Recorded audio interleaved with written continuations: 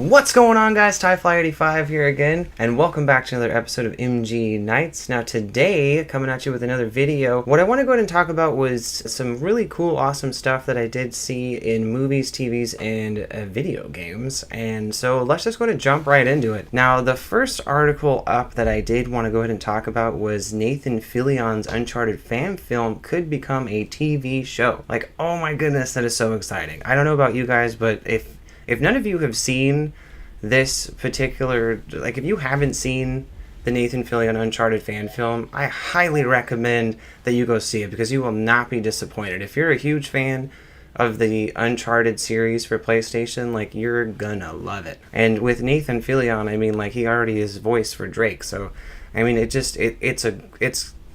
great. Like, you guys definitely need to watch it. Now, the whole reason of why I'm bringing this up, because I know that this was, like, you know, a little while ago, was because, like, with it being so huge, it did actually end up becoming something that was pretty massive. It was only 15 minutes of a live action, so it was, like, kind of what they would consider a fan film. I would call it more like a short, basically. I don't know, to each their own. So what they're looking to do, though, is now possibly that this Uncharted fan film could turn into an Uncharted TV series, and here's what's happening. So, the Uncharted fan film starring Nathan Fillion was directed by Alan Unger, who directed a number of shorts in the past, the Uncharted franchise, and they basically were sick of waiting for what's going on right now with the Uncharted series with Tom Holland, who obviously was Spider-Man Homecoming and plays Spider-Man in the MCU, but with Tom Holland actually starring as Nathan Drake in a younger version of him, so it'll be pretty interesting overall to see that particular thing. Now, that actually is pretty far out. There is no like dates or anything like that. It's just been in the works for a long time. So that's the whole reason why they wanted to make this film. They were just like, let's do it. You know, everybody wants it. And it ended up being a huge success. So, I mean, congratulations to them. My hat's off. It just is really awesome to think that they could turn this little short fan film, like this thing that they created, and make it into something so huge as far as like, you know, make it into a television series, which would be really crazy. You know, hint about on social media, his new ABC show, The Rookie, will premiere this fall with a new episode Tuesday night. So they're talking about Nathan Fillion, his new show that he has coming out. It's called The Rookie. But that would be pretty awesome to have a Uncharted Nathan Drake, like an actual TV series. Like, what do you guys think? Would you be excited to see an actual TV series of Uncharted? And also with Nathan Fillion, like playing, you know, Nathan Drake? Like, I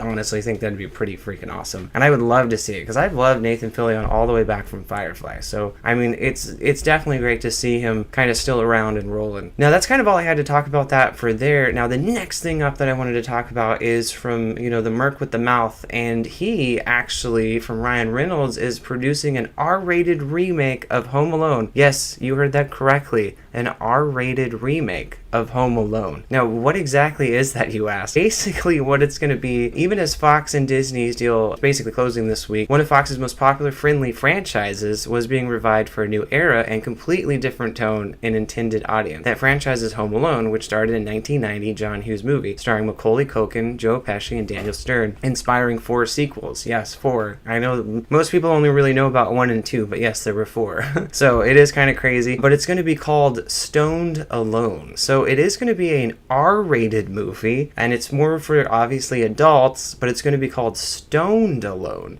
So it'll be pretty interesting to see an R-rated comedy about being stoned alone if they take the same concept as Home Alone, but now you're making it stoned alone. So it should be pretty interesting. And with Ryan Reynolds doing it, I mean, who doesn't love Ryan Reynolds? I mean, the guy's freaking, I mean, he could literally not say any words like he did almost in X-Men. You know, when they sewed his mouth shut, like he was still amazing, even though everybody hated that character. So, you know, we'll see. But I think it's going to be really great. Now, there was another article in this particular thread here that I wanted to go ahead and talk about, and it is right here. You'll laugh, you'll cry, but will the Cats movie be better than the musical? Now, as far as it goes, I know they don't really talk about this very much, but I love musicals. I am a huge fan of musicals. That actually, ironically enough, is how I ended up becoming a huge fan of Gerard Butler, was because of Phantom of the Opera, when he actually played the Phantom. I didn't even know who this guy was before that movie came out, and after seeing it, and his voice, he was so amazing that like I started following him. And then all of a sudden, you know, you got 300 and all these other movies, and he's just becoming this huge, massive star. So it's kind of cool to see actors like that when you see them in older movies when they're not really anybody, and now they're these huge, massive stars. But I love musicals for sure. I mean, like Chicago, Les Mis, and then most recently with, you know, P.T. Barnum, like it definitely some pretty awesome musicals overall. Now,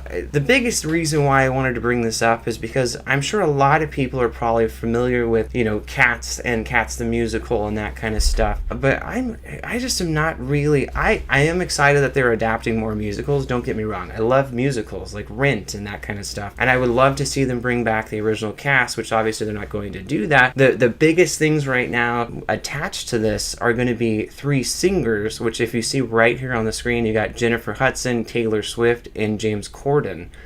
Which James Corden actually has been in quite a few things recently when it comes to like Trolls and other musical type stuff. So it's pretty, I mean, it's not really surprising to see him in something like this. But Taylor Swift and Jennifer Hudson, like, it's kind of interesting to see them in an actual, you know, musical movie. But I mean, they are singers, so it'll be pretty interesting to see overall. The only reason I kind of wanted to bring this up, and the only reason why I kind of am a little bit not really too excited about this, I am excited for a musical, but I'm not excited about this one. And the only reason that is because I just wish that they would make a Wicked musical. Like, who does not want a Wicked musical? I mean, Wicked with Idina Menzel and Kristen Chenoweth, I mean, 2 of the hands down greatest singer actors like ever in the history. I don't know, I've just have never seen 2 other like freaking amazing female singer actresses. Like, they just are freaking hands down amazing. And Kristen Chenoweth, I mean, you got Idina Menzel, right, who did Elsa from Frozen right after doing on this production, and then Kristen Chenoweth, who went on to do one of my favorite hand down shows that I was so mad about when they ended up canceling it, and that was Pushing Daisies. Now, I mean, I loved Pushing Daisies. I was just really sad about that. I really, and speaking of that, now, not to get off topic again here, but I just really wish that they would make a Wicked musical instead of a Cats musical. But unfortunately, they're making the Cats, so we'll see how that ends up going out. Now, I'm curious to know, are you guys excited to see a Wicked musical, or are you guys excited to see the Cats musical? Like, definitely let me know either way. But moving on to Kristen Chenoweth with Pushing Daisies, I did find this article which I thought was really rather interesting about after 10 years, basically Pushing Daisies dropped into our lives with a colorful pie from the sky 10 years ago this week, and we desperately need Ned to revive it from the dead. So Pushing Daisies was an amazing show.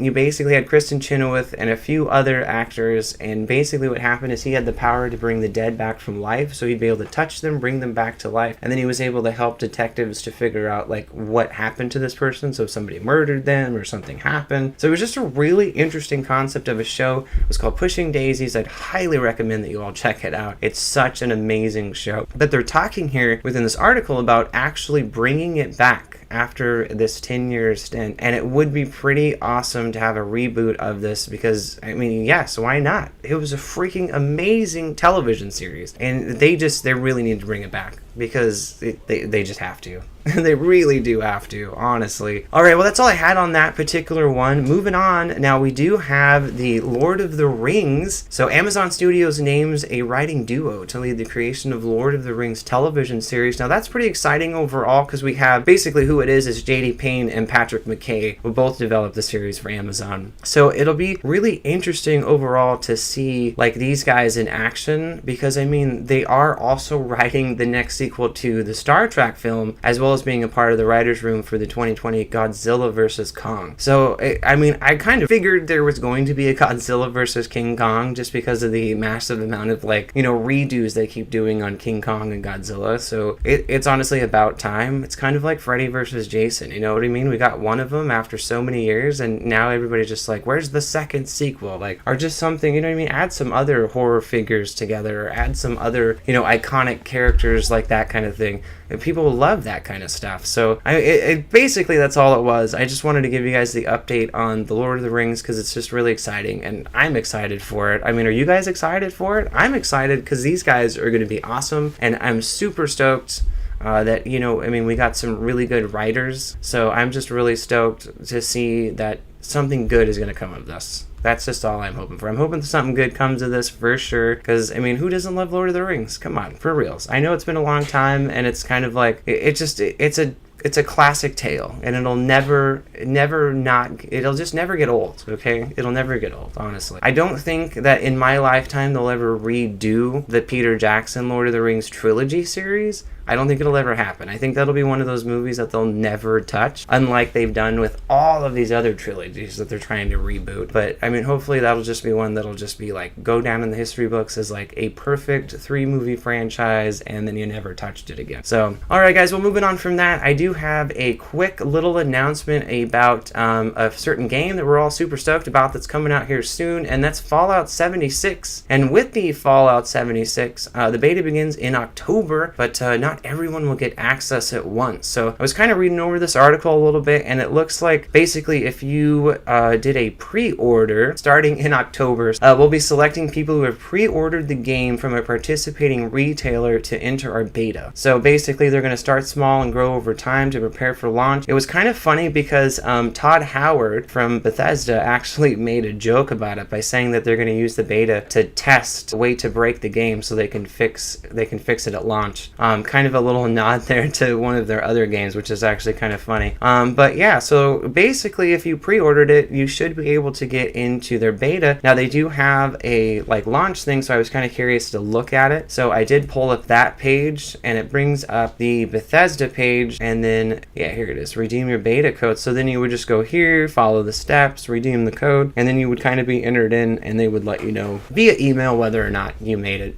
into the cut, is basically all it was. So that's all the information I had on Fallout. I knew a lot of people are super excited for Fallout 76. I know that I'm really excited to play it. I have not pre-ordered it yet, but this is probably actually going to be one of those games that I think I actually am going to pre-order, like legitimately pre-order. I think the last game that I actually pre-ordered was Black Ops. It was Modern Warfare. Modern Warfare was the last actual, no, it was Black Ops 3. Yeah, it was Black Ops 3. But it's crazy though, like how things like games and everything have changed so much. Moving on from that, now another little tidbits that I actually had seen. Now this is 145 movie sequels that I found this website called the Den of Geek, and it just had a lot of interesting movies that I'm just like, gosh, that would be so interesting to see. But this is a 300 unnamed follow-up. Basically, Zack Snyder has been basically told Collider, we've been talking about, is there a way possibly we move out of ancient Greece and use it as a framing device for other conflicts that happen throughout history? I love that idea. I think that is an amazing idea, and I would love to see that. I mean, they're talking about like they could move into like, you know, China, or they could use, I mean, any kind of old school, you know, massive battles. I would love to see that, and they could use that same concept, you know, for that would be amazing. I would love it. There was one other thing that I wanted to share with you guys that I saw on this list. If any of you have not seen 47 Meters Down, I'd highly recommend that you go check that movie out because it was really good. But they are coming out with a 48 Meters Down, which is a sequel to 47 Meters, and it'll be moving from Mexico to Brazil this time, which will be pretty interesting. Now obviously it's just like a slasher film but for sharks on the water kind of thing, but the story itself, I was going into this movie thinking like it's just another shark film, you know, like what can they really do to it? But I was pleasantly surprised. I would highly recommend that you all give this film a chance, and I think that you'll be pleasantly surprised, like I really do. But there was another film that was down here. This one right here, American Pie 5. So I know it was hinted back in 2015 by Tara Reid, and then too by Hayden and John Horowitz, who made American Reunion. They're apparently still attached overall, but it wants to be set in Las Vegas. So I'm kind of curious as to what the story could be for another one. It would be really, I would love to see that though. I know all of these actors are quite a bit older now, but that was kind of the point, right? When they came back to do American Reunion was to show them all older. So now I'm kind of curious to see like what it is that they could accomplish with moving forward as them being like even older. Like maybe now they have kids and their kids are, yeah. So I mean it could be pretty interesting depending on which route they decide to go there with that particular one. But yeah, so Alrighty guys, well that's all I have for you today. Thank you so much for watching. I really do appreciate your time. It definitely means a lot to me that you guys are watching and participating and commenting. If you guys have any comments or anything at all about what you're excited for that I've talked about today, or if you guys have any comments or anything that you want to share with me about any information that you know about any of the topics I talked about today, please let me know down below. I would love to talk to you guys. As always, I've been TyFly85, and always remember, stay awesome. I'm happy to make time for your feelings, but you have to admit I already do. Let's just break it down to you and me uptown, dancing all around till the disco ball pops. But I have to be me.